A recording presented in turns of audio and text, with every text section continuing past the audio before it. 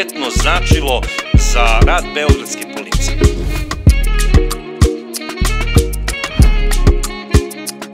Zapravo, to je bila prva sačekuša u Beogradu.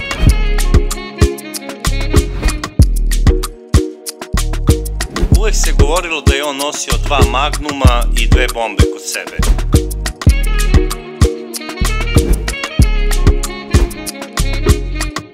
Krimi podcast sa Bracom. Dragi gledalci, dobroveče i dobrodošli u još jedan krimi podcast sa Bracom. Večeras ćemo na vaš predlog obraditi nekoliko pitanja koja doduše nisu iz kancerogenih 90-ih, ali boga mi imaju veze sa njima. A zašto? Zato što su momci koji su na vaš zahtev večeras tematika ove obrade rasli u tim 90-im godinama, stasavali i imali su svoje idole i učitelje. I ja sam, kada sam počeo da radim u službi tih 90-ih godina, imao svoje uzore i večeras imam čast da je moj gost zapravo moj uzor, zbog koga sam i počeo da radim u policiji. Žarko Popović Pop. Dobro večer, braco, i hvala na tom. Razlika samo između nas i kriminalaca je u tome što mi svoje uzore poštujemo i pokušavamo da sa njima kasnije postanemo prijatelji. A oni postaju onako diplomirani mangupi kada svoj uzor i učitelja pošalju u čitu. I tako moraju da završe jednostavno. To je jednostavno njihov način života. To je način života i kraj je vrlo njihov izvestan. Ko je bio tvoj uzor i kako si ti rešio da postaneš policajac, jer znam da si iz porodice intelektualaca? Svi smo mi u Beogradu, posebno tih 80-ih godina, imali izbore. Prvo, imali smo veliki izbor u školovanju.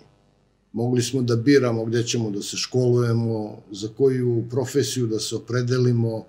Zatim bili smo i na ulici kao i svi ljudi koji su odrasli u ovom gradu.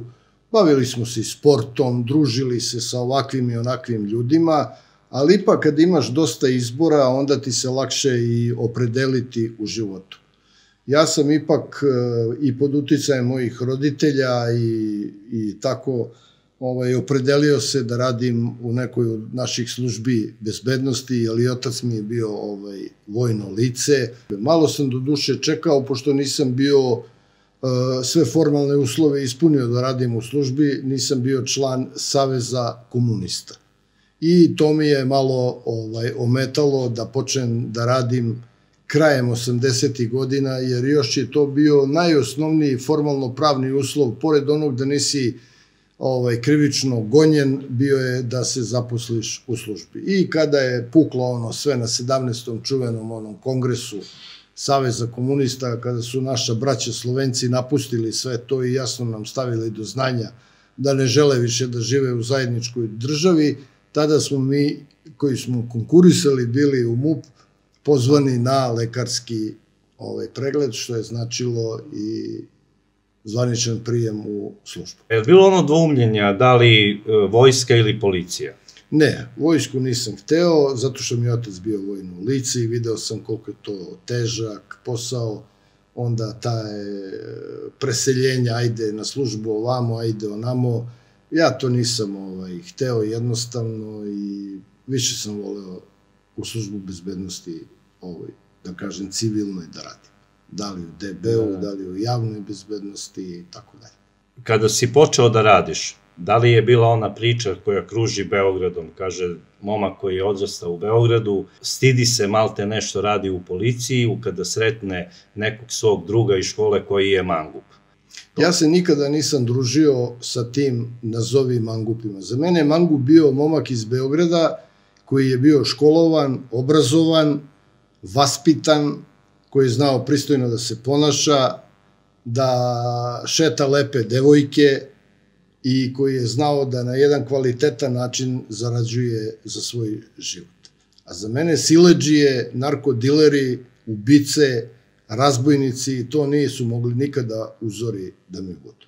Tako da se nikoga nisam nikada stideo, uvek sam, što kažu, uspravne glave hodao ovim gradom, kao što to radim i danas. Ja sam skoro slušao našeg premijera Ivicu Dačića, bivšeg premijera, bio je jedno vreme ministar unutrašnjih poslova i pričao je kad je bio u jednoj poseti u Americi i primio ga je direktor FBI-a. I kaže Dačić, ja sam očekivao, ne znam šta ću tamo da vidim, Marsovce, ne znam šta. I tako sam razgovarao sa direktorom FBI-a i onda mu ja preneo moje impresije. Kaže on, kolega dragi, to možete samo na filmovima američkim da vidite. Svuda je to isto. Mi imamo, kaže, samo jake resurse koji nam pomažu da radimo, jer Amerika je ipak svetska super sila. Imamo, kaže, samo bolje resurse, a inače posao ko posao je svuda isti sa svim onim problemima koje taj posao nosi. Imamo i mi, kaže, kući problema sa ženom, decom, zato što malo vremena provodimo kući, ginu isto naše kolege u akcijama i tako dalje i tako dalje. Tako da je ovaj naš posao generalno na planetarnom nivou koga radi ozbiljno i odgovorno, svuda je težak na isti način i svuda nosi iste probleme. Nigde policija nije na svetu dobro plaćena, da kažem. Plaćena u onom smislu koja ti omogućava neki kao lagodan život. I tamo kolege koje rade i u FBI-u i DEI isto podižu kredite, kupuju stanove ili one polujeftine kuće njihove i tako dalje, i da bi mogli da školuju decu, pošto je tamo školstvo, sve se plaća tamo, i da bi imali pristojno zdravstveno osiguranje, podižu jednostavno kredite i u tim kreditima su zarobljeni ceo život. Koju bi poruku rekao ovim mladim momcima koji hoće da postanu policajci? Moj prvi i osnovni savjet je da sami procene svoje psihofizičke sposobnosti, da li mogu tako nešto da se nose s tako jednim poslom. Pod brojem 2, da se dobro iškoluju i da kupe što više znanja. Jer znanje je stvarno moć, to nije floskula jedna. Moraju da budu svesni da u policiji se niko nije obogatio, niko nije sebi obezbedio neku egzistenciju da može da ide, da letuje, zimuje po nekim luksuznim mestima, i moraju se truditi kad god su slobodni da što više vremena provode sa svojom porodicom, znači sa svojom suprugom i decom, da se posvete svojoj porodici. Nije mali broj, bracu, slučajeva, barem u Beogradu, gde su deca naših kolega otišli na onu drugu stranu. Uhapsio sam nekoliko njih i to za vrlo teška krivična dela gde su dobijali, bogami, i doživotne robije. A roditelji su im bili na nekim pozicijama ili u gradskom SUP-u ili u Ministarstvu unutrašnjih poslova. Nikakva nije sramota da policajac krene od pozornice. To je u Americi praksa. U Engleskoj Bobi je zakon. Nema tu, Bobi je nacionalni simbol, koji nažalost mora da nosi pištolj danas. Dugo vremena nisu nosili pištolj, nego samo zviždaljku i radiostanicu. Jer on kroz taj posao, ako ga ozbiljno shvati, od pozornice, od vođe sektora, od šefa smene, mora da se dokaže. I on tu može isto prikupljati operativno obaveštenje i dostavljati ih krim službi u formi pisanih službenih beleški. Tako je, to je u stvari prva karika bezbednosti. Prva karika. I onda polako, vremenom napredovati u službi. A iza njega, da bi napredovao u službi, moraju da postoje određeni rezultati. Da je potrebno podhitno vratiti pozornicu. Ali, pod jednim uslovom, da ti pozornici moraju biti obučeni da rade taj posao. Da znaju, da su svesni smisla tog posla, pozornice, i da moraju za to biti nagrađenim većim koeficijentom prilikom primanja plate. Tako je. Da imaju jedan motiv. Jer znate, kad vi imate, evo ja gde živim u blokovima, ja nikad tamo pozornika nisam vidio. I vi kad imate pozornika, on tamo mora da se kreće određenim svojim tim sektorom, rejonom, kako god hoćemo da ga nazovemo, da poznaje ljude, da poznaje prilike, da zna koga će kontaktirati, da zna gde se skupljaju određena lica, u kojim, recimo, ugostiteljskim objektima, koja kola voze, sa kim se druže i tako dalje i tako dalje. I kad on kad ostavlja te podatke, ako se sutra desi nešto, Krim služba, kad iščita njegove beleške, zna odakle će da poći, s kim će da razgovara. Pozornica je osnov u javnoj bezbednosti. To je osnov, ono što kažu, temelj. Slažem se. A mi nemamo pozornicu, nažalost, ne znam zašto. Odnosno imamo kuću bez temelja. Tako, upravo tako. To je znači podhitno. Znate vi, kad se desi ubistvo u jednom kraju, posebno lica iz kriminogene sredine, kad se desi ubistvo, pa vi kad čitate izveštaje i službene zabeleške pozornika, vi možete 45% da rešite to ubistvo na osnovu toga. To kad ljudi naši budu shvatili, starešine, odnosno ljudi koji odlučuju o toj sistematizaciji, ja mislim da će napraviti drugi pristup. Svi se bave nekom velikom politikom. Vi bi hteli da budu odmah neke face, da nose odela, zalizane one frizure, uske one pantalonice dole i da pričaju šuplje priče. Priče gde nema temelja. Zna se, braco, radili smo to. Doduše, eto, ja sam upao u vreme odmah upravu kriminalističke policije, jer je to u periodu bio jedan strašan lom u upravi kriminalističke policije zbog onog ubistva u Nani. Da. Tada je mnogo naših kolega penzionisano, beogradska policija izuzeta iz ingerencije gradske skupštine i stavljena je pod komandu MUP-a, jer je tadašnji ministar unutrašnjih poslova Radmilo Bogdanović rekao da smo mi jedna kokošarska organizacija. Gradski SUP. Jeste, zato što je gradski SUP bio jači od svih republičkih sekretarijata. Gradski SUP po ljudskom, pre svega, potencijalu.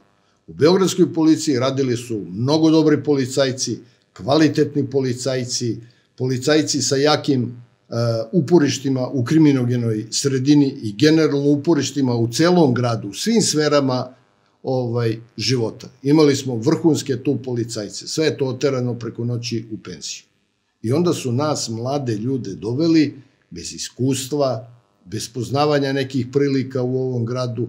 I boga mi, braco, to smo mi skupo taj ceh platili. I glavama, i mnogim lutanjima, i tako dalje. Ali eto, opet, na našu sreću, mi smo imali u to vreme, barem na odeljenju za krvne i seksualne delikte, jednog vrhunskog našeg načelnika Milutina Mitrovića, koga želim da pomenem i da ga pozdravim ovom prilikom ako bude gledao ovu emisiju zvanog Gera, pokojnog Dragana Simića koji je mučki ubijen ispred svoje kuće 99. na Vračaru, ljude koji su nas na jedan profesionalni način vodili kroz službi i usmerili i mnogo nam stvari objasnili na vreme i tako dalje i tako dalje. To je jedna velika stvar kad imaš od koga da naučiš zanat.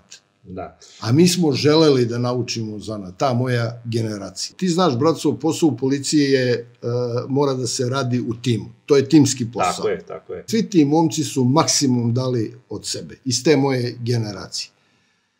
Od 97. godine počelo je naše odeljenje polako da se osipa i da dolaze neki ljudi kojima nije tu mesto bili. Ipak smo se koliko toliko konsolidovali posle 2000. godine kada za načelnika beogradske policije dolazi Milan Obradović.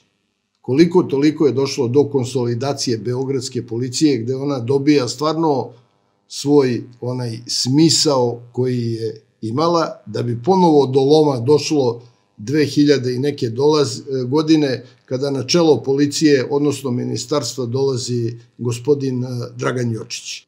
Tada je došlo do loma i od koga se i do dan danas Ministarstvo unutrašnjih poslova na pravi način nije oporavilo. Pa ja se nadam da će neko čuti ovu tvoju poruku i da je shvati na pravi način, a to se odnosi i na mlade momke koji žele da rade u policiji. Mnogi, nažalost, ne žele da žive poštenim načinom života. Escobar je bio tema, malte ne 2 nedelje se priča samo o njemu. O kome se radi, ko je on, jer pouzdano znam da si ga u jednoj akciji policije i hapsio. Pa to je bila, ja sad tačno ne mogu da se setim, na jednom javnom mestu je došlo do okršaja između 2 grupe kriminalaca gde je on bio prisutan, nije direktno učestvovao i nije pobegao sa lica mesta kad se to desilo. I onda su oni njega, kad su došle interventne ekipe i to pokupili i doveli ga kod nas na informativni razgovor dole. Mi smo porazgovarali sa njim, uzeli izjavu i tužilac je naložio da se pusti.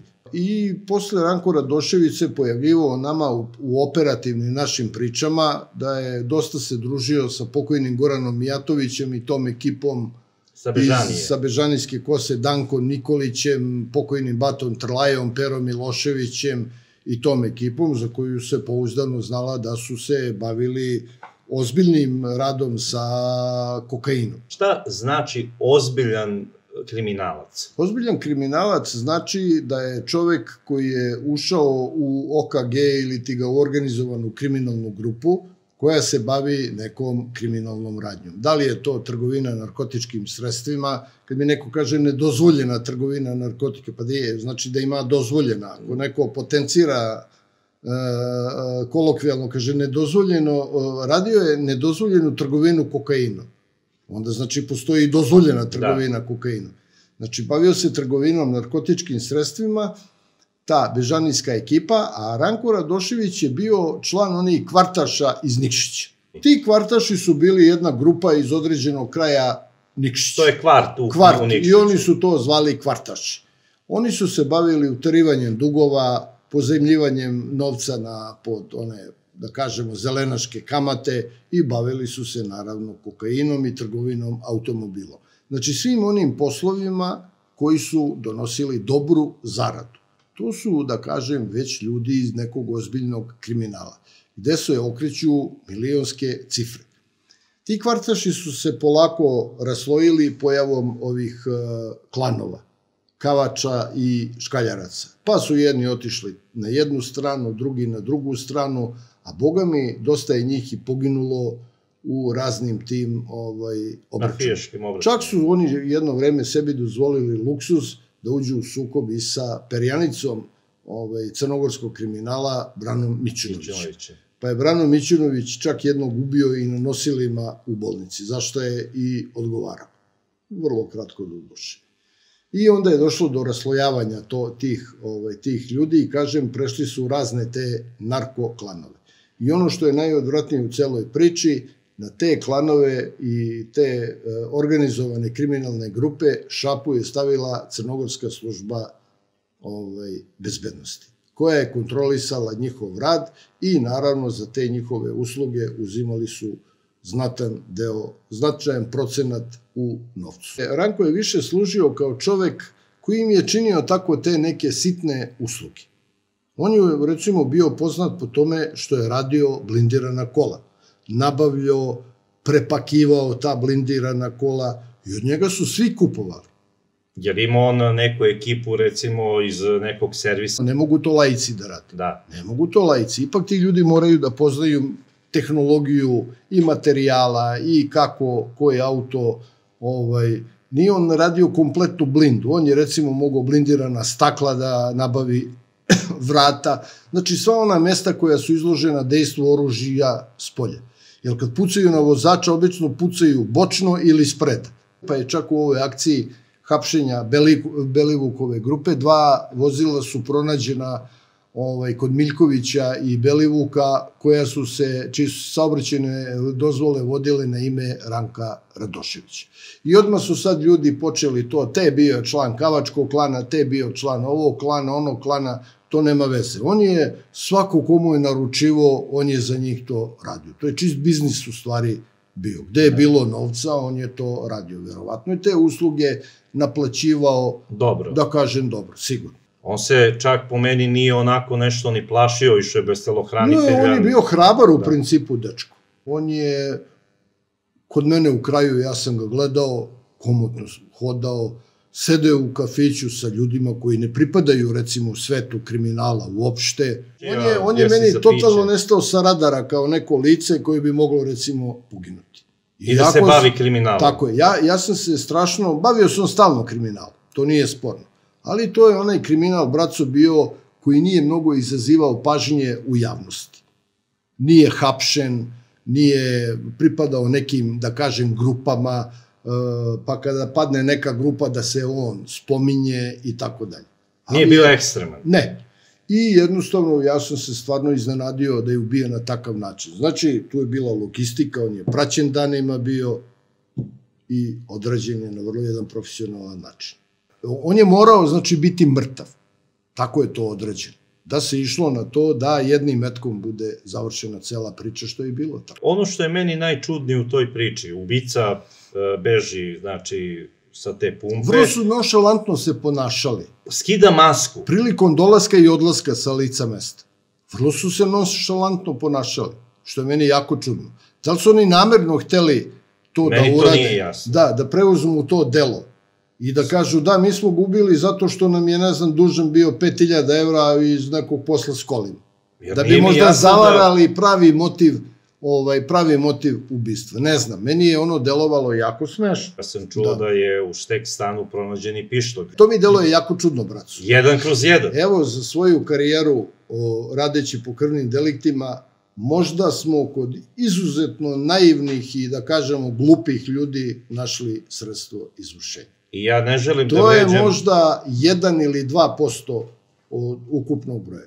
Često se dešavalo kod nas, kod likvidacije, posebno na javnim mestima, da pištolj odbaci pored žrtve i da ode. Da. U mnogo slučajeva, bracu. Odbaci pored žrtve ovako pištolj, okrene se i ode. Prethodno ga, znači, dobro očisti, a na lice mesta dođe u rukavica.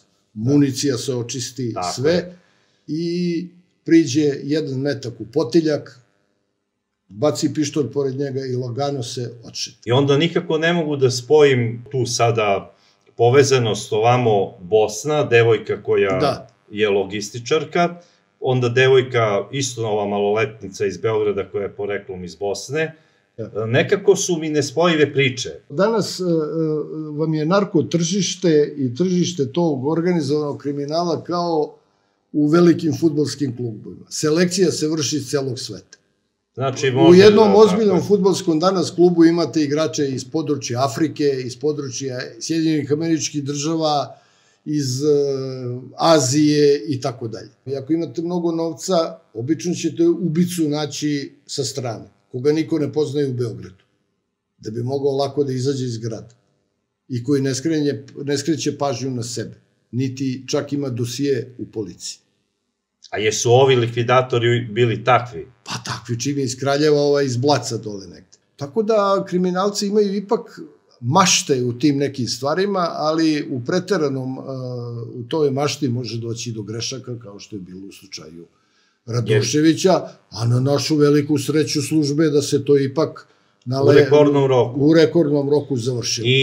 Sad, sledi dalje istraga. Može se istraga i nastaviti. Tužilaštvo može da naruči proširenje istrage i da da onaj zahtev za prikupljanje potrebnih obaveštenja policiji da nastavi dalji rad. Da tačno, taksativno naveze tužilac šta još uraditi. To je takozvani PO koji mi primamo od tužilaštva. Tu je ova devojka iz Sarajeva uhapšena, njen momak iz Brčkog je u bekstvu. Možda je u stvari on ključ cele priče. Ali opet sve zavisi, braco, ko stoji iza njega i kakva organizacija. Da. Drugo, mora se saznati i motiv zbog čega je Radošević ubijen. Mi još motiv ne znam.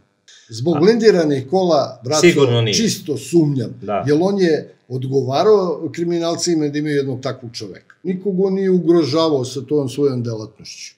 On je takvim ljudima bio potreban. Da. Da je to motiv, čisto sumnjam. A kakva je bila njegova veza sa onim pokojnim Lukom Žižićem, koji je isto izazvao veliko interesovanje? Znaju se iz kraja. I Crnogorci su. I Luka je bio jedan od, da kažemo, viđenih navijača Severa, fudbalskog kluba Crvene zvezde. Sad da vam kažem, braco, danas ti navijači su vrlo jako jedno tržište za narkotička sredstva. Znate, gram prekrštenog kokaina je 80 evra. Onda sve tablete koje se prave, jedna tabletica je 10 evra. I onda su oni jedno dobro tržište. Ti ako imaš na severu 20.000 navijača, na jugu 15.000, pa ti začunaj koliko je to para na dnevnom nivou. I oni moraju, tu može doći, braco, do određenih sukoba. Zašto se oni bore za te tribine? Ne zato što oni preterano vole Partizan ili Zvezdu, nego da bi imali monopolom za prodaju tih narkotičkih sredstava. A u principu je bio nasilan. Sad, pa nasila, naravno, siledžije vladaju tim ljudima, siledžije. Šta je Sale Mutavi bio nego siledžija? Nije on akademik bio. On je siledžija, najobičniji siledžija bio. Uštinu je jednu ekipu za 5 kilograma i doviđenja prijatno. To se tako rešava. Iz dva pravca su ga tukli. Kad je naišao kolima, zviždaljkom je dat signal tim momcima i zna se kako je bilo. Ja to pričam sa lica mesta, braco. Za Saleta? Za Mutavog, da. Za Mutavog. Onda je posle zauzeo njegovo mesto Belivuk i Miljković. Šta je pozadina? Nije ljubav prema klubu, nego ljubav prema parama koja se dobija od tih nesretnih navijača koji tamo dolaze, tuku se, dobijaju batine, ginu. Evo, neki dan kod mene u kraju je njih 40 se potuklo navijača, od kojih su trojica u kritičnom stanju. Nisu se oni tukli zbog kluba, nego zbog dominacije u tom svetu, na tim navijačima. Na tim navijačima. E pa, malo si bio iznenađen kad sam te pitao za Luku Žižića. Mnogi gledalci misle da je on bio heroj sa Novog Beograda. Nikakav on heroj nije bio, to je jedan običan bio, da kažem, običan. To je bio momak koji je radio to što je radio. Znači, bio je navijač, bio je u tim pričama i pre par godina on je na Bežanijskoj kosi sekirom, boga mi, teško povredio dva dečka iz bloka 45. Znači, bukvalno onom... Sekirom, klasično, sekirom. Za šumu on. Tako, sekira, tuko ih je i ozbiljne im povrede naneo, oni su dugo vremena proveli u bolnici i vratili su mu to. Pozvali su čoveka iz Kraljeva koji je došao i koji je takođe na nespretan način to odradio, jer je... I bio je uhapšen. Uhapšen je bio isto i tako dalje. I na tome se sve završilo. Istraga na tome stane i ništa više. On ih je prodao. Ovaj iz Kraljeva. Ovaj iz Kraljeva, on ih je prodao. Tu je jedan čovek, on je to mislio da je to lako uraditi, on je ušao i ispetljao se tu. Oteli mu pištolj, bracu. Ne mogu da verujem. Oteli mu pištolj, ovi što su sedeli sa Žižićem u kafiću. Oteli mu pištolj i onda ga izboli ga noživima, povredili ga i lako je bilo onda... Bio je srećen kad je došla policija da ga uhapsi. Bre, on spašen bio i odmah sve ispričao policiji. Sve ispričao. I ko je naručio ubistvo, koliko je para dobio, odakle je došao, sve dao celu priču. Tu se pravi konekcija. Kraljevčanin kod Žižića i Kraljevčanin kod ovoga Eskobara. A oni su drugari. Pa sad treba napraviti, da li postoji veza između Žižića i ovoga Eskobara, i eventualno možda pronaći da li je motiv isti. Da li je Eskobar imao veze sa povredom ova dva čoveka na Bežanijskoj kosi. Oni su sad negde preko. Aha. Oni to preko naručuju. U stvari oni su sada igrači na neki način. Oni su igrači, vraćaju milo za drago. Sad treba videti da li postoji neka poslovna konekcija između Žižića i ovoga Ranka Radoševića. Policija sad vodi odnosno tužilaštvo pred krivični postupak i verovatno neće izlaziti sa nekim informacijama dok se to sve ne završi. Što je i normalno. Iz istrage ipak ne smeju podaci da izlaze. Ja bih te sada, Žarko, zamolio da ovako u tvojoj prebogatoj karijeri izdvojiš recimo par slučajeva da vrede večeras pričati o njima. Nama je najteže uvek padalo kada su ubijene naše kolege. Kada je ubijen Dragan Radišić 1. februara 1996. iz Zasede i kada je ubijen naš bivši načelnik Dragan Simić takođe iz Zasede. To je nama, pukovnik Dragan Simić. To je nama jako teško palo. I nismo nikako mogli da shvatimo ko, zašto i zbog čega je njih sačekao i ubio. To su bili izuzetno prvo časni, pošteni i dobri ljudi. I vrhunski policajci. Vrhunski policajci. Nikad, nije to rešeno. A po tebi, da li je to bila neka mafijaška organizacija? Ja mislim da je to dolazilo iz podzemlja da bi mi to rešili, da bi dobili podatak. I iz njihove ličnosti. Misliš da je politika možda umešala svoje? Ne znam, ne mogu reći, jer se oni nikada nisu politički eksponirali. Mi smo samo radili svoj posao i bili maksimalno posvećeni svom poslu. Mi čak u politici nismo ni u kafani pričali. Mi kad odemo u kafanu, mi smo u poslu pričali. Nama da su plaćali prekovremene i rad, ko što se plaća u zapadnim zemljama, mi bi bili, ja mislim, jedni od bogatijih ljudi u Beogradu. što se tiče rada u državnim Da. Ja sam to uvek govorio. Da. Jer mi smo radili dnevno pa od 16 do 18 sati. Subota, nedelja, Nova godina, Božić, Uskrs. A to se podrazumevalo. Jer kad se desi ubistvo, tu nema priče. Ide se, radi se, jer nama su prva 72 sata uvek bila najbitnija nešto da otvorimo priču. Ja se sećam jednog tvog prvog intervjua, kada si se ti pojavio na TV-u i rekao da si iznenađen kako ste brzo rešili slučaj. To je ubistvo Klare Mandić. Ja sam na moju nesreću tih dana imao nekih porodičnih problema, pa nisam radio kad se otkrio taj ubica. Imali smo mnogo više sreće, znaš kao ono što kaže naš narod, imao si više sreće nego pameti.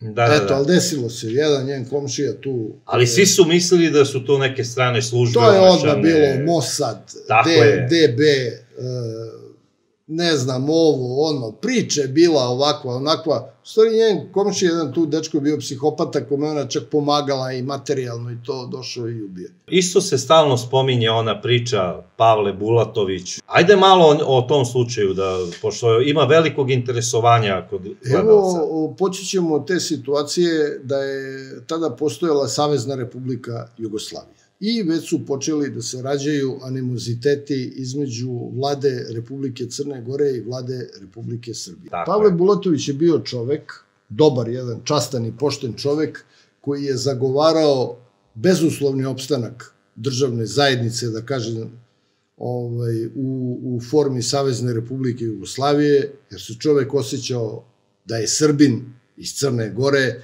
i da je sasvim prirodno i normalno da živimo u jednoj državi. Da bi zaštitili, između ostalog, i svoj nacionalni srpski korpus. I on je ulazio u političke sukobe vrlo često sa Milom. Čak je dotle jednom otišao taj verbalni sukob do toga da mu je Pavle zapretio da će mu sve ove cigarete koje dolaze iz Italije od talijanske mafije potopiti brodovima Jugoslovenske ratne mornarice.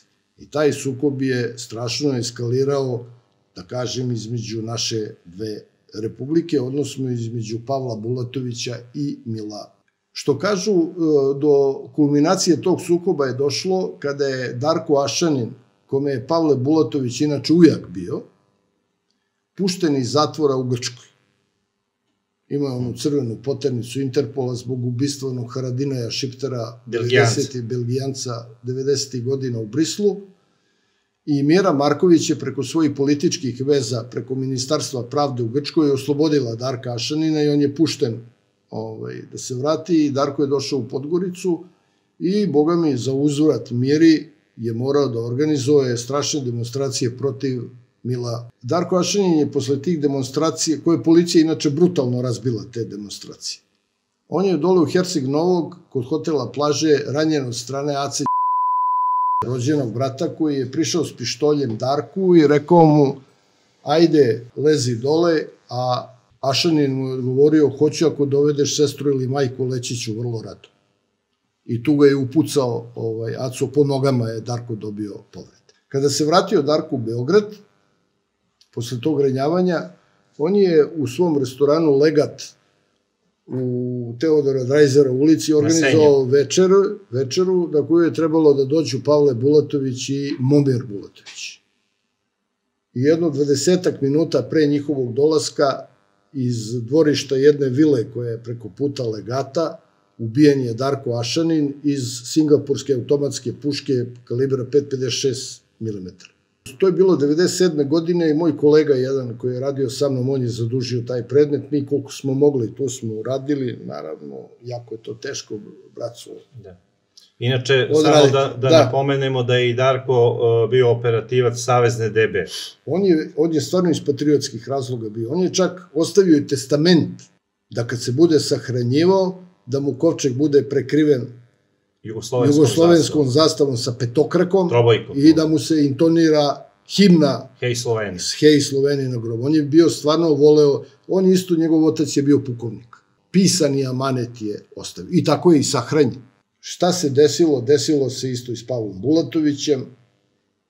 Ubijen je na sličan način, kroz prozor restorana Rad iz automatske puške 7,62 mm, ubijen je, a Pavle Bulatović nije vodio obezbeđenje sa sobom, nego samo vozača. On je opušten bio i stalno je govorio, mene neko jak ubije, nije ništa to strašno, ali bruka i sramota će biti velika za našu državu. Što je malo meni ovako, ta priča ulazi u koliziju i sa njegovim stavom da mu ne treba obezbeđenje, a onda daje takvu izjavu.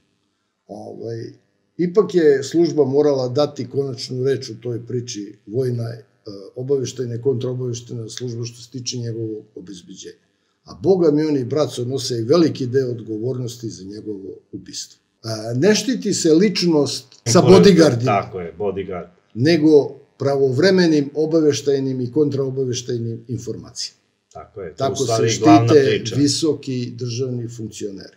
Po svim našim operativnim saznanjima, naručilac tog ubistva je Milo, a direktan izvršioc je Ivan Delić, koga je na lice mesta doveo pokojni Veljko Cerović. Još je ljudi tu učestvovalo koji su pratili danima Pavla Bulatovića da vide njegove navike. Ti to, braco, isto dobro znaš, pošto si radio taj deo posla, kuda se kreće, kada izlazi iz kuće, s kim izlazi iz kuće, koja kola vozi, da li menja kola, da li menja tablice na kolima i tako dalje i tako dalje. I kada su sve to propratili i odradili, tu veče u restoranu u Rad su gostovali neki guslari, Pavle je došao, eto, da prisustvuje toj guslarskoj večeri, voleo je da sluša, to je ipak jedan naš srpski ep, te su gusle i tu je glavu izgubio. Posle izvesnog vremena ubijen je i Veljko Cerović u jednom kafiću u Beogradu, iznad koga je stanovao Zoran Đinđić. A to je njegov kafić? Njegov kafić. Tu je ubijen. Isto ga je Ivan Delić dobio, tu smo imali, što bi rekli ljudi, neprikosnovene podatke da ga je direktan izvršilac Ivan Delić. A vidi, Veljko Cerović u tom periodu na području Svetog Stefana, koji gleda na onaj zaliv Svetog Stefana, ima oko 40 svojih apartmana koji direktno gledaju na zaliv. Sve te apartmane od njegove porodice je oteo otac Ivana Delića i prisvojio ih sebi. Kad smo spomenuli tu likvidaciju... Tu je tužilaštvo trebalo da okarakteriše kao teroristički akt. Ubiti ministra odbrane na javnom mestu jedne legitimne i legalne države je teroristički akt. To nije ubistvo. U formalno-pravnom smislu. Tu je greška napravljena. I nije normalno, braco, dati gradskoj policiji da radi to. Odnosno odeljenju za krvne i seksualne delikte. Jer mi nismo imali potrebne resurse to da radimo. Kako ja mogu da odem kod načelnika generalštaba tada Jugoslovenske vojske i da pričam s njim o ličnosti Pavla Bulatovića? Tu nema šanse. On može da se pozove... Može da kaže, dečko, doviđenja, nema šta s tobom da pričam. Tako je. Ali bez obzira na sve, mi smo uspeli da dođemo do određenih operativnih tih saznanja koje na sve to upućuju. U kontekstu ubistva Pavla Bulatovića treba posmatrati ubistvo Žike Petrovića i Branka Bulatovića, generalnog sekretara Fudbalskog saveza Jugoslavije. I idemo do one likvidacije koja se desila, znači u kafiću ispod stana Zorana Đinđića. Da bi sada počeli da pričamo o pokojnom premijeru Đinđiću. I tu je pokojni premijer iseljen isto uveče. Sklonili su ga na bezbednu lokaciju iz stana gde je ubijen Veljko Cerović. Kada pričamo o Zoranu Đinđiću, nikako ne možemo da ne dotaknemo taj famozni, čuveni zemunski klan. Ajde prvo da kažemo, da pojasnimo ljudima ko su zapravo Dušan Spasojević, Mile Luković, odakle su oni došli i kako su počeli da funkcionišu ovde u gradu. Mile Luković je čovek koji je radio kao zatvorski čuvar u Prištini. I posle onog sloma na Kosovu 1999. godine, on je došao u Srbiju, a ja mislim i pre toga da je on dao otkaz dole u zatvoru i došao je u Beograd. I pošto je bio zemljak sa ovim Spasojevićem, oni su se ovde, povezali su se, a Dušan Spasojević je došao navodno kao talentovani fudbaler i primljen je u FK Rad da igra. Međutim, vremenom oni su se malo povezali sa Čumetom i Surčina i tom ekipom koja je u to vreme se bavila trgovinom automobilima, kradenim automobilima, prekucavanjem brojeva i tako dalje i tako dalje. Vremenom Došlo je do sukoba sa Čumetom i razišli su se. Zbog novca, ništa drugo. Kako je tu ušao Legija u kontakt sa njima, mi to i dan danas ne znamo. Prvo nismo mogli da razgovaramo, jer su ubijeni ova dvojica u akciji Sablja. Legija, naravno, nije hteo da priča. Nije hteo uopšte da razgovara. Čak je izbegavao da spominje njih kao neke njegove validne, da kažem, prijatelji i drugove, govoreći da su oni sitni ljudi za njega i šta je on mogao sa njima, eto, znali su se ono i tako dalje, što naravno nije tačno. Legija je sa njima okretao velike količine heroina na mesečnom nivou sa Bugarima. Jer su oni imali neophodnu logistiku za taj posao. Kako? Pa sa onim džipovima JSO-a koji su bili blindirani, imali policijske rotacije, oznake, a pojedini članovi zemunskog klana čak su imali službene legitimacije. Bilo je tu svega i svačega i do kraja nikada tu priču mi nismo raspetljali, nažalost, zato što smo mi radili po posledicama. A posledica je bila kardinalna, atentat na premijera Zorana Đinđića. I to je teroristički akt. A nama je to dato kao ubistvo. Pojedini ljudi iz struktura koji su bili bliski tadašnjem DOS-u, oni su bili jako bliski sa zemunskim klanom. Evo, pogledajte recimo Čedu Jovanovića koji je njih redovno posećivao dok su bili u zatvoru zbog otmice Miškovića, nosio im je torte, oni njemu davali ručne časovnike i tako dalje. Gde može neko koji je u istrazi za krivično delo otmice da bude posećivan u zatvor? To mogu branioci koji ih brane ili članovi porodice. I to pod kontrolom zatvorskih čuvara. A sudija mora da da pismeno odobrenje. Ja kažem, desilo se šta se desilo, a tih dana je se usvajao zakon o zaštićenom svedoku. E sad, šta sledi pre toga? Zoran Đinđić je neprestano insistirao kod Čede Jovanovića kao šefa poslaničke grupe DOS-a da se taj zakon uvede po kratkom postupku, jer su imali ogromnu većinu u parlamentu. To pod jedan. Pod dva. Zoran Đinđić je tada održavao česte kontakte sa Jovicom Stanišić. Jovica Stanišić je iz onih najdobronamernijih i najboljih namera dao Zoranu Đinđiću sve podatke ko se i na kakav način u ovoj zemlji, ovo je jako bitno ljudi, da čuje naš narod, dao je bitne operativne podatke ko se i na koji način koristeći zvanične državne resurse ove zemlje na najkriminalniji način obogatio u ovoj zemlji i što je ono najgore, izneo sav taj kapital iz zemlje u inostranstvo.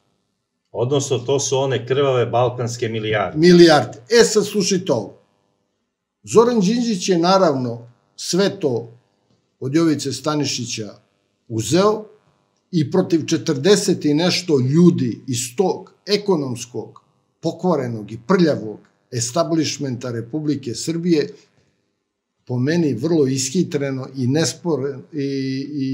nesmotreno, bez, tako je, naivno bolje reći, podneo je krivične prijave. I obezbedio je određeni broj preko Jovice Stanišića insajdera koji bi to potvrdili u zvaničnom krivičnom postupku, a kao posledica tog krivičnog postupka ta bi imovina u redovnom postupku bila blokirana i oduzeta od tih, kako ih mi danas zovemo, tajkuna. A pošto smo imali nespornu saradnju sa zapadnim svetom u tom momentu i kojima je odgovaralo da se targetiraju ti ljudi, oni bi deblokirali te račune i taj novac iz zapadnog sveta i nama bi vratili taj novac koji bi Đinđićeva vlada plasirala u legalne finansijske tokove zemlje radi oporavka naše privrede. Ne zaboravite, braco, da smo mi u to vreme imali prosečnu platu u Srbiji 25 maraka. Tako je. To je jedna opšta beda bila, a pomoći nijotkuda. Zašto gospodin Čeda Jovanović nije po kratkom postupku usvojio zakon o zaštićenom svedoku?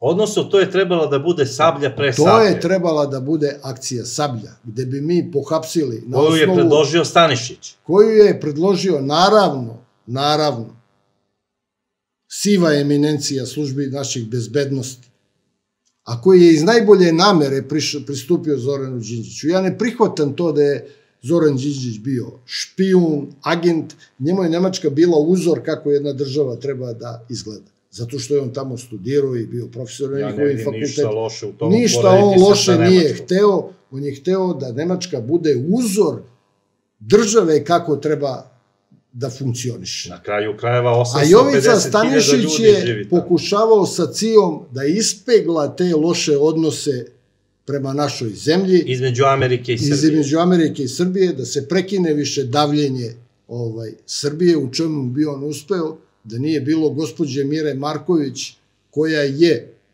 preko noći oterala tog čoveka i postavila ipak čoveka koji nije kompetentan bio da bude načelnik resora državne bezbednosti, gospodina Radeta Markovića. Jer je došao iz javne bezbednosti. Ti, braco, odlično znaš. Ajde, reci, kad je neko iz javne otišao u DB da bude još načelnik? To praksa nije bila prva. Nije bila praksa. Je tako bilo? Nije, ne može, da.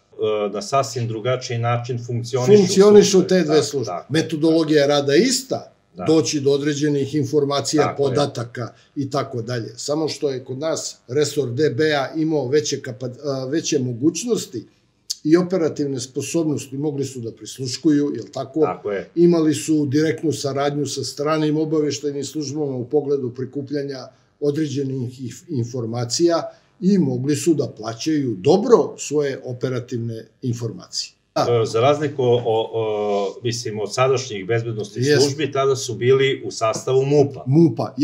Resor državne bezbednosti i resor javne bezbednosti. To je bilo i na saveznom i na republičkom nivou. Tako je. Tako da je osnovno pitanje svih pitanja zašto se nije poslušao Zoran Đinđić da se po kratkom postupku usvoji zakon o zaštićenom svedoku, tada bi krenula akcija Sablja, gde bi mi na osnovu zaštićenih svedoka uništili Zemunski klan i Legiju, gde bi dobili takođe duge kazne zatvore za određene... Mi smo njima pisali 17 ubistava, sve sa materijalnim dokazima. Drugi deo bili su insajderi koji bi teretili određene naše tajkune, koji su izneli milijarde maraka iz Srbije, koji bi ih teretili i gde se nalaze te marke, kakve su državne resurse koristili. Jer šta? Zapadu je, braco, u tom trenutku bilo u interesu da se detektuju ti tajkuni koji bi se povezali sa režimom Slobodana Miloševića, da bi oni mogli da legalizuju svoju agresiju na Saveznu Republiku Jugoslaviju. To je suština cele priče bili. Ljudi moraju da shvate da Zorana Đinđića nije ubio nikakav Mosad, nikakva CIA, nikakav... 10 dana pre atentata na Zorana Đinđića, ozbiljni bezbednosne strukture Velike Britanije u firmi Bebe Popovića Spektra rekli su Bebi Popoviću, Čedi Jovanoviću i Nebojši Čoviću da se sprema atentat na Zorana Đinđića. Oni to Zoranu Đinđiću nisu preneli. To je potvrdio Jovica Stanišić, koji je rekao da su Duško Mihajlović, Beba Popović i Nebojša Čović aktivni agenti MI6 i da su kontraobaveštajno bili pokriveni od strane naše službe dok je bio Jovica Stanišić načelnik resora. Da, postoji i ona druga strana krivičnog dela. Nekad se krivično delo ne radi samo činjenjem, nego i nečinjenjem. I nečinjenjem, tako je. Nisi preduzeo potrebne mere i radnje da sprečiš nešto. A bio si nadležan i od njega se... Bio si u obavezi to da uradiš. Tako je. Ja mislim da, braco, da sam ovo ovako detaljno i lepo objasnio pre svega našim građanima, da se ne... Zašto? Zato što službe koje stoje iza toga, koje su pokrile te naše tajkune da ubiju Zorana Đinđića, plasiraju u sasvim kontrasmeru dezinformacije. To je nešto, to je posao kontraobaveštajnih službi. A u stvari ubile su ga krvave milijarde. Naše pare, naših tajkuna, da ne bi ostali bez novca. Jer je Đinđić hteo da ih obezglavi tako što bi im blokirao svu pokretnu i nepokretnu imovinu i involvirao je u legalne finansijske tokove ove države. U stvari njega je posekla ona Sablja pre Sablje. Bravo, braco, ovo si odlično rekao i slažem se sa tobom. Odlično rečeno. Pa, Odlično mislim, rečeno. to je zaključak koji sam morao da izvučem iz svoje priče. Što kažu, jeste poetski, ali je odlično rečeno. Sablja pre sablje ga je koštala glave. Da. Ja bih hteo sada da neki događaj iz službe ispričaš koji je na tebe ostavio baš onako pravi utisak, da je bio pravi onako policijski slučaj, a da nije bio toliko eksponiran u javnosti. Meni je jako uvek bilo drago kada rešimo ubistvo ljudi koji ne potiču iz kriminalnog sveta. I meni je to jako drago. To mi je strašno, osjećao sam puno jedno zadovoljstvo kad smo takva ubistva rešavali. Mogu navesti kao primer ubistvo porodice Židić u Pohorskoj ulici broj 33 na Novom Beogradu u novembru mesecu 1993. godine, ubistvo porodice Nebojše Salatića u Fruškogorskoj ulici u Beogradu. Zaboravio sam ime jednog čoveka koji je ubijen isto ni kriv ni dužan u svom stanu na Novom Beogradu, upravo gde je sin našeg kolege, koji je bio nekada rukovodilac u gradskom SUP-u, ubio isto tako na pogrešnom tipovanju čoveka.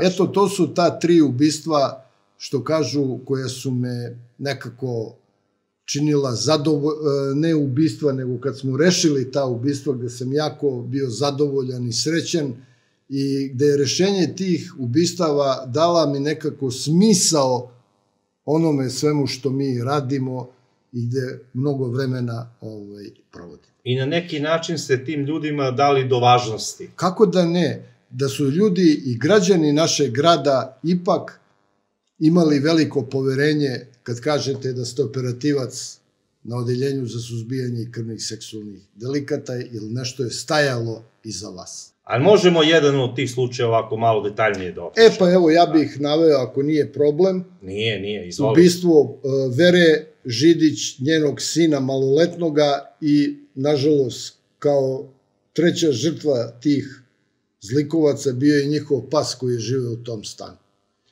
Zašto? Zato što je taj dečak u svojoj školi pričao kako njegov otac ima kući 60.000 evra. To su ona paklena vremena bila kada veći deo stanovništva nije imao čestito hleba da jede. To je došlo do ušiju ovog Vujić Ilije zvanog Bumbar i ovog Lončarevića i oni su od jednog čoveka koji je radio kao građansko lice na službi tadašnje vojske Jugoslavije uzeli pištolj njegov na dozvolu. To je bio Brovin kratka 9. I rekli mu ne uzeli, nego daj ako možeš da nam pozajmiš, treba da završimo, samo da isprepadamo neke ljude, da nam vrate neke pare i tako. To je tako vreme bilo jednostavno. I oni su uzeli od njega pištolj, došli su u Pohorsku 33, Vujić je otvorio vrata ili je čuo zvuk usisivača u stanu, pokojna Vera je čistila stan, ušli su unutra i on je odmah s vrata pucao njoj u stomak, a onda ubio joj sina maloletnog, koji ima tada 13 godina, a Kerry je skočio na njega i ujeo ga je za ruku i on je ubio i onda su oni maltretirali tu ženu i on je ispalio još jedan metak i ubio. Jer su tražili nešto od žene što nije imala u stanu. Verovatno bi žena dala pare da joj dete ne ubije. Sigurno. Da. I otišli su iz stana. Na licu mesta su ostale čaure, projektili. Mi kad smo došli tamo, imali smo jednu groznu scenu da vidimo. Došao je i njihov suprug ove Vere, odnosno otac od ovog maloga. Žarko Židić se zvao, on je bio stomatološki tehničar na Vojno-medicinskoj akademiji. I onda smo mi popričali s njim, mi smo bili toliko pedantni i detaljni u našem poslu da smo i njega na poligraf stavili. Da proverimo verodostojnost njegovog iskaza. Mi ništa nikada nismo prepuštali slučaju. Nikada nije bilo ono, nije on, kako znaš, pa eto, nije on. Ne, mi smo prvo proverili da li je on ili nije on. Na bilo koji način upetljan u ubistvu svoje porodice. Boga mi potrajalo je jedno vreme i naš kolega, jedan, naravno čije ime neću da spominjem, iz opravdanih razloga, zato što je doneo taj operativni podatak, došao je i rekao je, imam podatak da je ubistvo u Pohorskoj uradio čovek pod nadimkom Bumbar, zove se Ilija Vujić i ovaj drugi Lončarević i tako dalje. Mi smo se spremili jedno jutro u ranim jutarnjim satima, oko 4 ujutru upali smo na 3 različite adrese, pohapsili sve te ljude i nije bilo uopšte velikih problema kod njihove kriminalističke obrade, jer su odmah sve ispričali. Čak i dali su ime ovog čoveka od koga su uzeli pištolj, što je nama bio krucijalni dokaz. Mi smo uhapsili tog čoveka, oduzeli oružje, odmah ga izveštačili i videli smo da se čaure poklapaju sa čaurama sa lica mesta, kao i projektili izvađeni iz tela žrtava. U stvari to nije bilo ubistvo, nego pokušaj,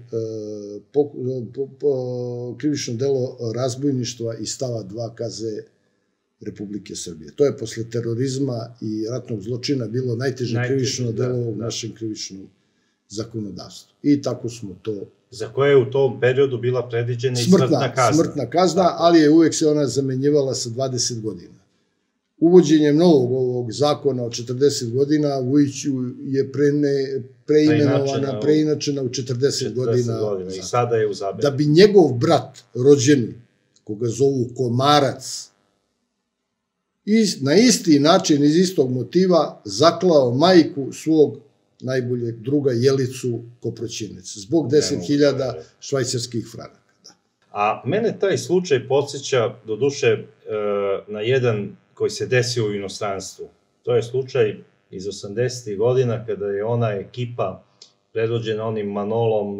braća Vrbanović. Manolo Vrbanović. Oni su u Napolju upali u kuću američkog pukovnika, koji je radio u južnom krilu NATO pakta, vezali ga za stolicu, a zatim pred njegovim očima, što bi rekli ljudi, silovao mu ženu i ćerku, a zatim ih sve troje pobili. Mislim, monstruoznost... Najstrašnija na svetu. I oni su pobegli za Kragujevac, odnosno u Beograd. A rodom su iz Kragujevca, inače tamo su bili prijavljeni, imali papire u Kragujevcu. Da, ja sam čuo da su Kragujevčani. Da. Oni su se ovde krili u jednoj kući na području opštine Rakovica. I dobrim operativnim radom policajci iz krim službe Rakovica došli su do podataka, naravno predočili svojim starešinama, koji su obavestili našu upravu dole, i naređeno je da Saj jedno jutro upadne i pohapsi, što se to i desilo.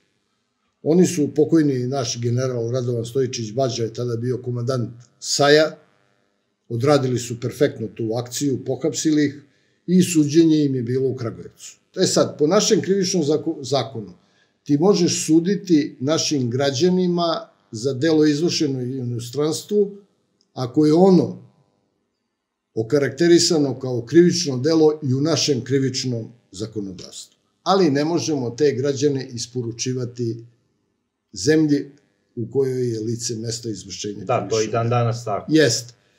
I sem za krivična dela terorizma i ratnog zločina. Italijani su bili zgroženi u to vreme da su oni samo dobili... Po 15 godina. Ja mislim, braco, po 15. A posle se ponovio postupak i osuđeni su nas po 40. 40 godina. Da, to su mi isto tražili da obradimo i ja obećavam da ću to detaljnije obraditi ovaj slučaj. Možemo nekom drugom. Možeš ti u onoj tvojoj bratskoj emisiji koju perfektno radiš. Hvala. Ono je vrhunska emisija. Znači, dopada ti se. Ono je kao jedna krimiserija, ozbiljna. Hvala ti. Iskreno rečeno, i mnogi moje kolege komentarišu isto na isti način i građani koji to gledaju vrlo su zadovoljni sa tvojom emisijom. Da je ozbiljna, detaljna i ne ostavlja nikakve nedoumice u pogledu čina koji ti tu na vrlo jedan fin način opisuješ. Kada mi to kaže načelnik policije, to ima posebnu težinu. Hvala. Iskreno. Ja sam u školi učio, kaže, ne smeš nikad lagati, osim ako je laž. U službi istine. U službi istine. Bravo. Pope, drago mi je što si prihvatio gostovanje kod mene, uvek mi to čini čast, kao što sam i na početku rekao. Takođe. Hvala još jednom. Hvala i tebi na pozivu, braco, i našim gledalcima na slušanju. Idemo posle da popijemo jedno pićence u zdravlje ovako, jel se slažeš ti? Moć, hvala. U zdravlje i nas i naših gledaoca. A vas, dragi gledaoci, molim da u vašim komentarima postavite pitanje šta biste želeli da čujete u mom sledećem krimi podcastu. Do sledeće emisije, ja vas pozdravljam. Ova emisija je edukativnog karaktera i nema za cilj vređanje bilo koga po verskoj i rasnoj osnovi. Autori zadržavaju pravo da postupaju u skladu sa članom 82 iz Zakona o javnom informisanju i medijima. Svi osumnjičeni imaju pravo na prezumpciju nevinosti dok se ne dokaže njihova krivica pred zakonom. Krimi podcast sa Bracom.